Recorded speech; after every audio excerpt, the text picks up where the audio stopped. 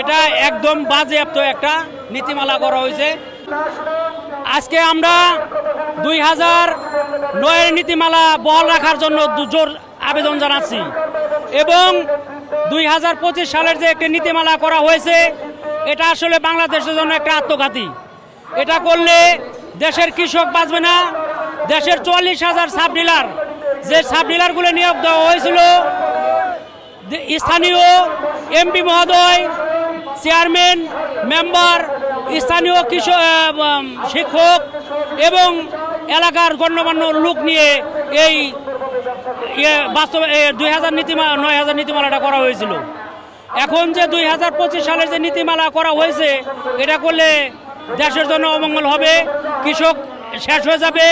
তার কারণ 2009-এর যে নীতিমালা ছিল ওই নীতিমালায় যারা কৃষির সাথে জড়িত, যারা সাব ডিলার যারা আছে, 9টা ওয়ার্ডে যারা 9 জন ব্যবসা বাণিজ্য করে, তারা আসলে এখন কৃষি ডাক্তারের সাথে পরিচিত হয়ে গেছে, তাদেরকে এখন কৃষি ডাক্তার বলে।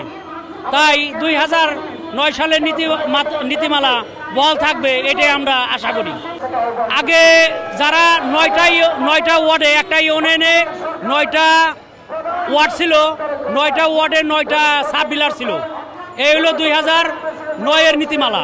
আর 2025-এর যে নীতিমালা করা হয়েছে এটা হলো 3টা ওয়ার্ডে একটা করে ডিলার থাকবে, ওই ডিলারের 3টা করে পয়েন্ট থাকবে, 3 জন করে সেলসম্যান থাকবে। এটাও যদি করে যে ডিলারশিপ পাবে ওনার জন্য বিপদ হবে।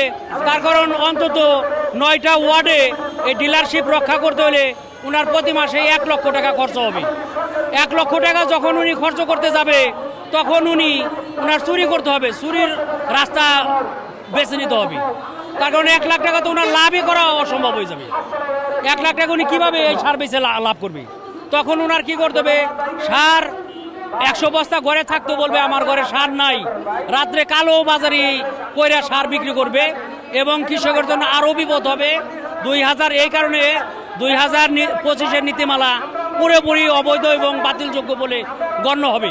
2025-এর নীতিমালা যদি করে তাহলে প্রত্যেকটা 3টা সাব ডিলার মিলে একটা করে 3টা, যেমন 1, 2, 3 ওয়ার্ড, 3 ওয়ার্ডে 3টা গোডাউন করতে হবে, 3 জন সেলসম্যান রাখতে হবে এবং 3 জনের বেতন। এগুলো হিসাব করলে প্রতি মাসে একটা ডিলারের অন্তত 1 লাখ টাকা খরচ হবে। এই টাকাটা খরচ উঠাইতে গেলে ওই ডিলারশিপ রেখে ওনার বাড়ি যাইতে হবে, না হলে ওনাকে চুরি করতে হবে। সুতা কথা, ডাইরেক্ট কথা, ওনার চুরি করতে হবে। চুরি করতে হবে এই যে 27 টাকা আমরা যে ইউরিয়া সার বিক্রি করি, 27 টাকা উনি ইউরিয়া সার বিক্রি করতে পারবে না। ওনাকে 300 বস্তা সার, সরকারি বরাদ্দকৃত যে সার থাকবে 300 বস্তা, এগুলো ঘরে রেখে কৃষকদের বলতে হবে আমার কাছে সার নাই।